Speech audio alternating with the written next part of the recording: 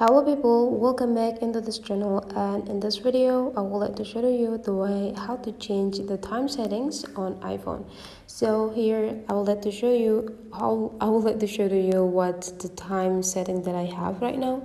So currently I use this 24 hours type of the time. So the clock or the time will give you into the 24 formats. So I would like to change them into 12 hours only. So let's do that by go up in our settings bar, and after that, scrolling down until you find this general sections, go click them and go scrolling down again until you find the date and time.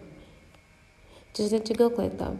So to change the time format, you'll see in the top rows there will be like 24-hour time. If you want to make it 12, just turn it off, and you'll see now the format is already changed from 24 hours into 12 hours. So whenever a letter in a 1 p.m. there will be like still in a 1 number. Meanwhile, whenever I turn it to 24 hour time, whenever it's 1 p.m. it will show here like 13 number.